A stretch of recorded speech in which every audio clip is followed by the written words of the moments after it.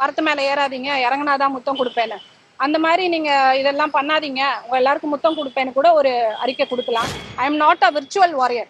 பனையூர்ல பதுங்கிட்டு இருக்கிறதுக்கு I am the real warrior. வேலுநாச்சியாரோட பிளட். விமெனுக்கு எதிராக ஒண்ணுன்னா நம்ம அண்ணன் வந்துருவாரு, அவர் பிரச்சனைக்கு வரமாட்டாரு, ஜனநாயகன் பிரச்சனைக்கு வரமாட்டாரு, சொந்த பிரச்சனைக்கு வரமாட்டாரு, என்னதான் கரூர் பிரச்சனைக்கு வரமாட்டாரு, எந்த பிரச்சனைக்கு வரமாட்டான். ஆனா தான் கட்சியில உள்ள பெண்களுக்கு ஒண்ணுனா வந்துருவாருன்ற ஒரு போலி அரசியல் நாடகம் ஆடுறதுக்கு மட்டும்தான் நேற்று அவர் கம்ப்ளைண்ட் கொடுக்க வந்திருக்காரு. தாவேகா தலைவர் விஜய் அவர்களின் போலி அரசியல் நாடகம் இங்க எடுபடாதுன்றதையும் நான் தெரிவிச்சுக்க விரும்புறேன். சுகரை கண்ட்ரோல் பண்ணும், உங்க ஆரோக்கியத்தை மீட்டு தரும். சர்க்கரையை கட்டுப்படுத்துறதுக்கான எளிமையான வழிமுறை, இயற்கையான வழிமுறை. அனைத்து மருந்து கடைகளிலும் கிடைக்கும். வணக்கம். இன்னைக்கு சென்னை கமிஷனர் ஆபீஸ்ல புகார் அளிக்கிறதுக்காக வந்திருக்கேன். கடந்த வாரம் தாவேகால இருந்து வெளியேறி திமுகவில் இணைஞ்சிருக்கேன். தாவேகாவில இருந்து வெளியேறின நாள் முதல் தொடர்ந்து அபியூஸ் நடந்துட்டு இருக்கு. டிஜிட்டல் அபியூஸ், சோஷியல் மீடியாவில் அபியூஸ், ஆபாச வார்த்தைகளால பேசுறது, நம்மளோட ஃபோட்டோஸை மாஃப் பண்ணி போடுறது, அண்ட் நிறைய மிரட்டல்கள், வாய்ஸில் ஃபோன் பண்ணி நம்மளை மிரட்டல்கள் கொடுக்குறது, இது மாதிரி நிறைய இது ப்ரூஃபோட இன்னைக்கு நான் எல்லா கமிஷனர் ஆஃபீஸில் நான் ப்ரொவைட் பண்ணுறேன். எல்லாருமே இந்த விஷயம் பண்ணுறது விர்ச்சுவல் வாரியர்ஸ். இந்த வாய்ஸ் ஆஃப் காமன் ஆதவர்ஜுனா அவர்கள் ஒரு ஆஃபீஸில் இருக்கிறார். அங்கே இருக்க விர்ச்சுவல் வாரியர்ஸ்னு விஜய் இன்ட்ரடியூஸ் பண்ண அந்த டீம் தான். ஒவ்வொருத்தருமே எந்தவித ஒரு பயமும் இல்லாமல் விஜய் அவர்களோட ஃபோட்டோவோட, அந்த கட்சி கொடியோட, எல்லாரும் பண்றவங்க எல்லாருமே விஜய் அவர்களோட ஃபோட்டோ இல்லை அந்த கட்சிக்கான சிம்பல் ஏதோ ஒரு இது கூட இல்லாமல் அவங்களுக்கு கிடையாது. எல்லா கம்ப்ளைண்ட்லையுமே பார்த்தீங்கன்னா அவங்க எல்லாருமே விஜயோட ஃபோட்டோஸ் வச்சுருக்காங்க, அவங்க கட்சிக்கான சிம்பல் வச்சுருக்காங்க. இது எல்லாத்தையுமே நான் காட்டுறேன். இவங்கெல்லாம் கட்சியோட ஃப்ளாகை வச்சே பண்ணுறாங்க.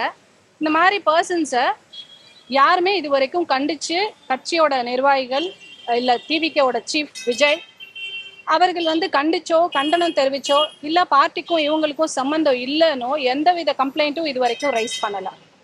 தாவேகாலேருந்து வெளியே வர்ற பெண்கள் அப்படின்னு சொன்னாலே அபியூஸ் பண்ணணுன்றது ஒரு கலாச்சாரமாக வச்சு ஒவ்வொரு பெண்களா, இதுக்கு முன்னாடி கட்சியை விட்டு வெளியே வந்த பெண்கள் ஆகட்டும், இல்லை இந்த கட்சிக்கு ஆப்போசிட்டாக ஏதாவது கருத்து சொல்கிற பெண்கள் ஆகட்டும், எல்லாரையுமே வேற வேற விதமாக ஆபாசமாகவும் அவங்க மேலே வேற ஒரு அக்யூசேஷன்ஸு, கேரக்டர் அசாசினேஷன்ஸ் இந்த மாதிரி எல்லாம் பண்ணி அவங்கள முடக்கணும்.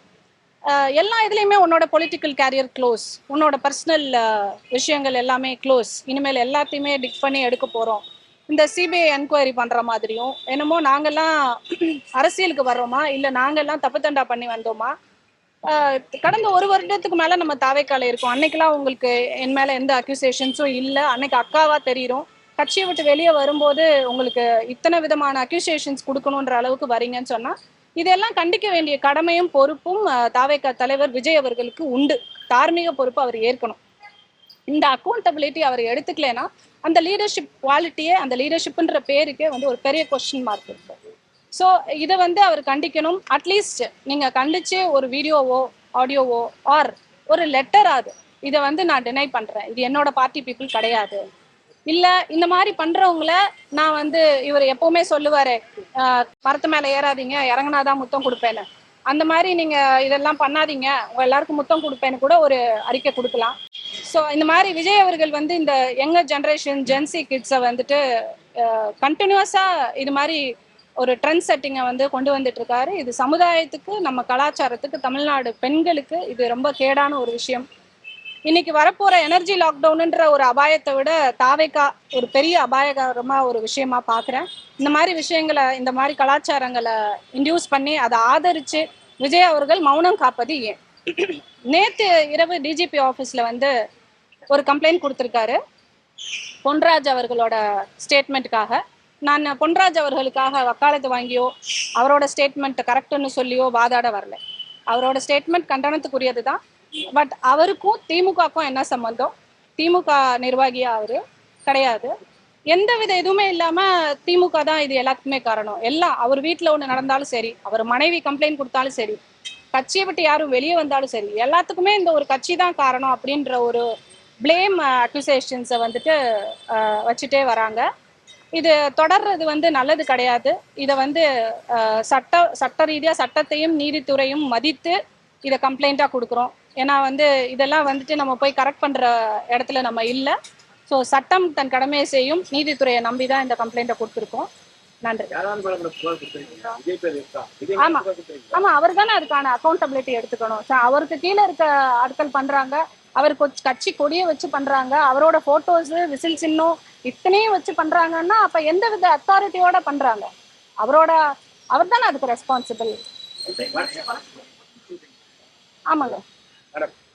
நீங்க ஏற்கனவே பாஜக தாவேக்கு வந்தது உங்களை பற்றி இப்ப நீங்க இருக்கக்கூடிய திமுகவை சார்ந்தவரும் சரி, மற்ற கூட்டணி கட்சிகளும் சரி, ஆபாசமாகவும் அருவருக்கத்தக்க வகையிலும் நிறைய பேசியிருக்காங்க.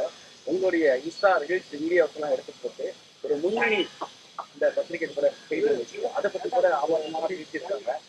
அப்ப அந்த பேசியவர்கள் இல்ல, அது எல்லா கம்ப்ளைண்ட்டுமே எடுத்திருக்கேன்.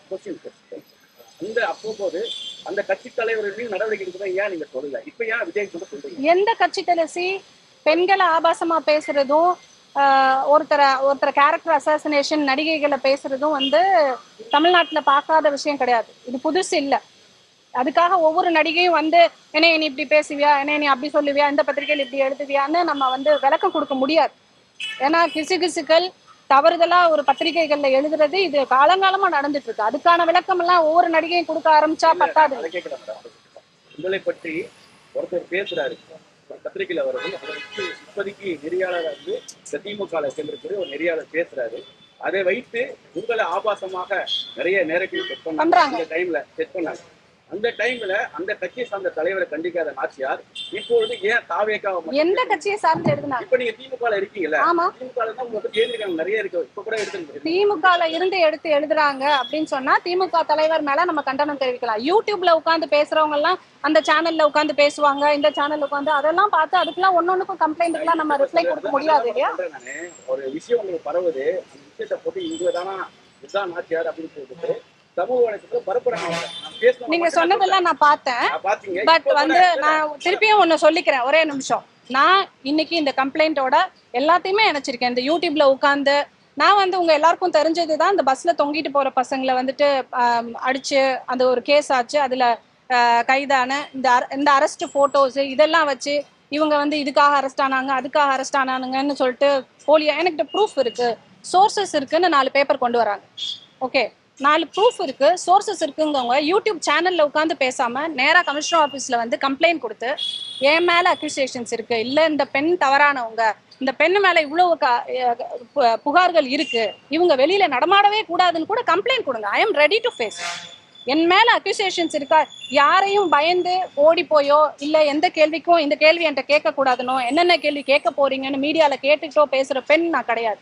ஐ am not a virtual warrior பனையூர்ல பதுங்கிட்டு இருக்கிறதுக்கு. I am the real warrior, வேலு நாச்சியாரோட பிளட். உங்க யார்கிட்டயும் கொஸ்டின்ஸ்க்கு ஆன்சர் பண்ண மாட்டேன், நான் சொன்னதே கிடையாது.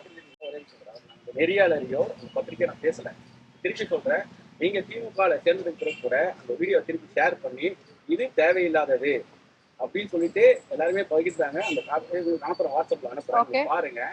கண்டிப்பா அதுக்கான சட்ட நடவடிக்கை நான் எடுப்பேன். டைம் எல்லாம் நீங்க அது உங்களை சமூக வலைத்தளம் சொன்னீங்களா, நிச்சயம் வாசல் சொல்றீங்களா, அவங்களாம் அடையாளம் தெரியாது, அவங்க யாருன்னே தெரியாது. இதுக்கான ஒரு சிக்கல் வச்சுக்கான அவங்கதான் இதுக்கு கட்சி தலைவர் மீது நடவடிக்கை எடுக்கணும்னு சொல்லுங்க. அப்ப ஏன் நீங்க எடுக்கல, அந்த மாதிரி ஒரு ஆக்ஷன் ஏன் நீங்க போல? ஒரு தலைவர் எந்த தலைவருக்கு கீழே யாரும் பண்ண மாதிரி எனக்கு தெரியலங்க. நீங்க சொல்றது யூடியூப் வீடியோஸ்ல வரத சொல்றீங்க. இல்லவே இல்ல மேடம், அதை திருப்பி உங்களுக்கு பகிர்றேன் நானு. யூடியூப்ல கிடையாது, உங்களை வச்சு பேசுங்க. நீங்க திமுக ஜாயின் பண்ணதுக்கு அப்புறமாகவே இது தேவையில்லாதது சட்ட நடவடிக்கை அதுக்கும் எடுக்கிறேங்க. எல்லாத்துக்குமே சட்ட நடவடிக்கை எடுக்கிறேன். இன்னைக்கு கொடுத்திருக்க கம்ப்ளைண்ட்ல அது எல்லாமே இன்க்ளூடட். ஒரு அரசியல் கட்சி ஒரு அரசியல் கட்சி சார்ந்தவங்க இருக்காங்க, விசிகாவா இருக்கட்டும், எம்பிகாவா இருக்கட்டும், திமுகவா இருக்கட்டும் இருக்காங்க. இவங்க ஏன் அவங்க அந்த தலைவர் மீது நடவடிக்கை எடுக்கணும்? அப்போதைக்கு நாச்சியார் சொல்ல விஜய் மீது மட்டும் நடவடிக்கை எடுக்க சொல்லுன்னு கேட்கணும். இந்த கலாச்சாரம் கொண்டு வந்ததே விஜய் அவர்கள் தான். ஸோ விஜய் அவர்கள் டிஜிபி ஆஃபீஸ்ல நேற்று கம்ப்ளைண்ட் கொண்டு வந்திருக்காரு. விமனுக்கு எதிராக ஒண்ணுன்னா நம்ம அண்ணன் வந்துருவாரு, அவர் பிரச்சனைக்கு வரமாட்டாரு, ஜனநாயகன் பிரச்சனைக்கு வரமாட்டாரு, சொந்த பிரச்சனைக்கு வரமாட்டாரு, என்னதான் கரூர் பிரச்சனைக்கு வரமாட்டாரு, எந்த பிரச்சனைக்கு வரமாட்டாரு, ஆனா தான் கட்சியில உள்ள பெண்களுக்கு ஒண்ணுன்னா வந்துருவாருன்ற ஒரு போலி அரசியல் நாடகம் ஆடுறதுக்கு மட்டும்தான் நேற்று அவர் கம்ப்ளைண்ட் கொடுக்க வந்திருக்காரு. கடந்த மகளிர் தினத்தன்னைக்கு ஒரு அவரோட ஸ்பீச்ல அவர் பெண்களை எந்த அளவுக்கு மதிக்கிறாரு அப்படின்றது தெரிய வந்தது.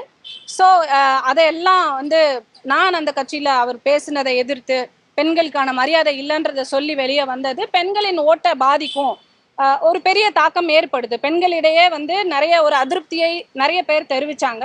ஸோ இதன் காரணமாக பெண்கள் ஓட்டை பாதிக்குமோ அப்படின்னு பயந்து நேற்று நேராக வளைகாப்பம் முடிச்சுட்டு நேராக டிஜிபி ஆஃபீஸில் வந்து கம்ப்ளைண்ட் கொடுக்க வந்திருக்காங்க. இது அவங்களுக்கு இருக்கிற ஒரு பயத்தை தான் காட்டுதோ ஒழிய பெண்களுக்கு மேலே உள்ள மரியாதையை காட்டலை. உடனே எங்கள் அண்ணன் தான் அண்ணா மண்ணான்னு சொல்லிட்டு பாட்டு போட்டு அண்ணன் எல்லாருக்கும் எங்களுக்காக வந்துருவாரு அப்படின்ற ஒரு பிக்சர் கொண்டு வராங்க. தமிழ்நாட்டு பெண்கள் முட்டாள் இல்லை.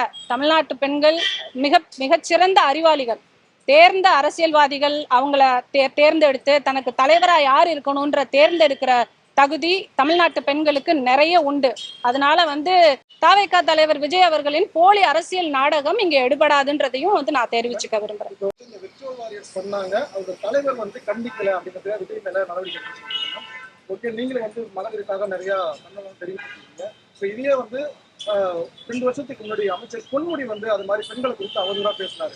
அவர் அவங்க சார் ஒரே நிமிஷம் இருங்க, நான் சொல்லிக்கிறேன். இன்னைக்கு நீங்க you don't please don't break. இன்னைக்கு நான் இந்த கமிஷனர் ஆபீஸ்ல கம்ப்ளைண்ட் கொடுக்க வந்தது. நீங்க கம்ப்ளைண்ட் கொடுத்துட்டாரு. இதனால நிறைய பெண்கள் வந்து சப்போர்ட் பண்றாங்க. அது வந்து போலியானது கொடுத்துட்டாரு. நீங்க வந்திருக்கீங்க. இவங்க தலைவர் நீங்க கண்டிக்கிறீங்க. 2 வருஷம் முன்னாடி பொன்முடி வந்து அதுதான் சொல்றேன். பத்திரிகையாளர்கள் நீங்க கேக்குற கேள்வி எனக்கு புரியுது சார். பெண்கள் எல்லாமே பெண்களுக்கு ஆதரவானதுதான். நீங்களும் ஒரு பெண்களுக்கு போராட்ட கொடி தூக்குறாங்க. நீங்க இப்படிக்கு தூக்கிட்டு இருக்கீங்க. சோ விஜய் வந்து கண்டிக்க தவறிட்டாரு. அவர் தலைவருக்கான பண்பு இல்லைங்கிறீங்க. பொன்முடி அது மாதிரி அமைச்சர் பொன்முடி வந்து பெண்களை குறித்து அவதூறா பேசினாரு. அவங்க தலைவர் கண்டிச்சதா எதுவுமே வெளில வந்திருக்காங்க. இன்னைக்கு நான் இந்த கம்ப்ளைண்ட்டை கொடுக்க வந்திருக்கிறதுக்கான எசன்ஸை முதல்ல நல்லா புரிஞ்சுக்கோங்க.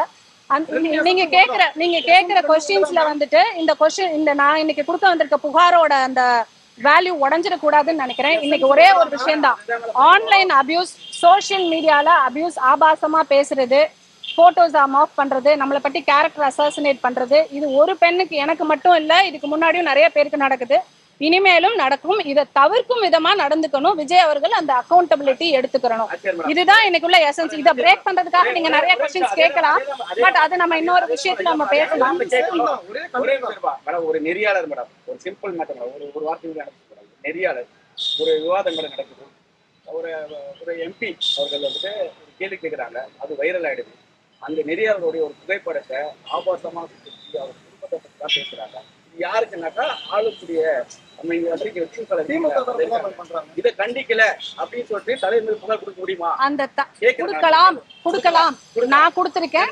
அது போல கொடுக்கலாம். எல்லாரும் இது ஜனநாயக ஆட்சி. இந்த ஜனநாயகத்துல யார் மேல வேணாலும் கம்ப்ளைண்ட் கொடுக்கலாம்.